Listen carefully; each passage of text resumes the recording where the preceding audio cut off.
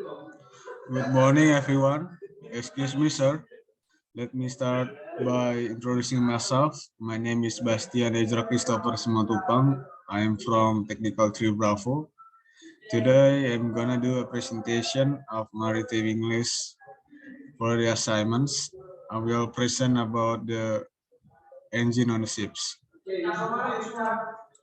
So, in this topic, I will explain the operation and explanation for the air mercenary system on boards. We know that the engine of the ships includes all the equipment needed in the navigations and the machines that consist of the main engines and the auxiliary engines. So on the ships, there is the main engine. This is the main mover to generate powers and can push the ships or rotate the axis of the propellers so as to speed up the shipping process.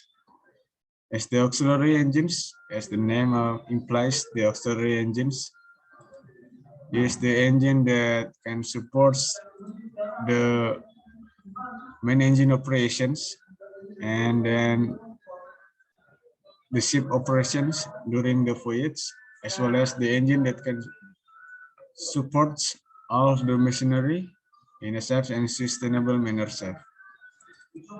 So the main machinery on board is divided into two types, namely internal combustion engine and also the external combustion engines. So in particular, on these occasions, I will describe the role of the main engines and its relationships on the other auxiliary machinery. So a diesel engine is internal combustion engine, where a diesel engine is one of the machinery that converts directly heat potential energy into the mechanical energy, or it also called a combustion engines. So basically, for the working principle of the diesel engine is air first into the combustion chamber during the suction strokes, and then the air compressed so that it will be reach the certain pressures and temperature whose value will cause the fuel to explode and burn by itself at any time after the fuel is injected into the combustion chambers. So please have a note that diesel engine are the diesel engine are divided into two parts and types, and namely two-strokes diesel engine and the four-strokes diesel engines. So in two-strokes diesel engines produce more powers. So it is called two strokes because it's doing two strokes of the pistons and produce powers. And also as for the four strokes diesel engines, so perform for piston of the each strokes, perform for pistons of the pistons and produce powers. This is have the two revolution of the crankshaft. So this is makes the machines quite efficient of the four strokes diesel engines because it's an auxiliary engine drivers, namely generators. So generator because the four stroke diesel engine is use the rotation of the piston can be used to rotate the alternators of the generators that can generate electricity energy on board the ships. And also when a diesel engine works and produce powers, we know that the engine needs a cooling system to cool the engine parts that rub against each others, and so the lubricating oils needs to be cooled too. And in this diesel engines cooling system on board there are two kinds of the media used, namely the seawater and also the fresh water. So the seawater can be circulated through the sea, through the sea chest, and the and flow by the seawater pump. And however, the fresh water is produced from the auxiliary engines producing the fresh water by the evaporating the seawaters in the vaporizer or the evaporators. So, namely of the auxiliary engine that can do it is freshwater generator. So the freshwater generator is the auxiliary engines that producing freshwater by evaporating, and this producing the condensed waters and called the condensate. And then next in the freshwater generator is generally produced using the evaporation methods. So the fresh water is produced by the evaporation seawaters using the heat from the one of the heat source. So generally the available heat source is taken from the main engines, and for the main engine water jacket cooling, and which is used to cool the main engine components such as a cylinder heads, liners, and the Sandra. So the resulting temperature of the jackets is around 70 degrees Celsius, but at this temperature, the evaporation of the water is not optimal.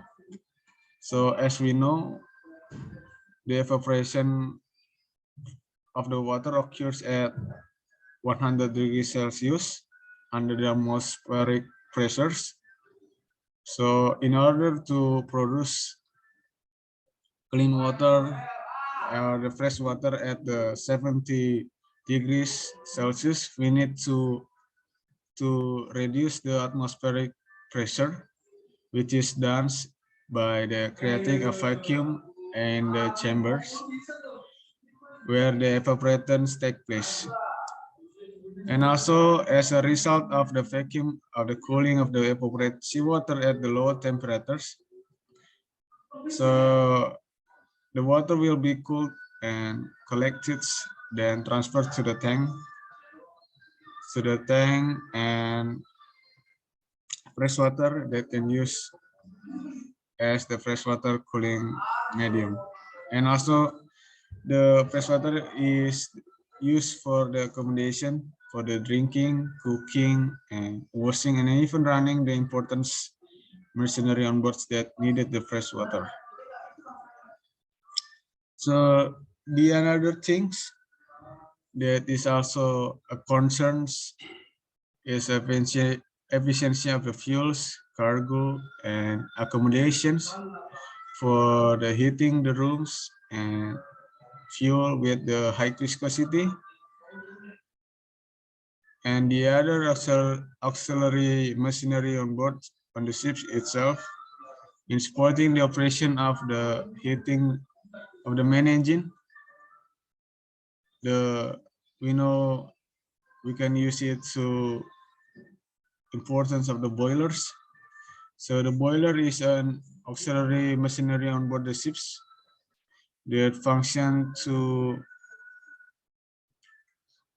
forming steam at the high pressure greater than 1 atmospheric, and or we can call it 1 bars.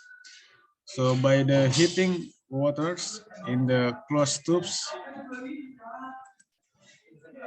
so it is the boilers by the heating water in the closed tubes by the hot gases produced from the combustion of the fuel in the boiler furnace. It will produce high pressure hot steams.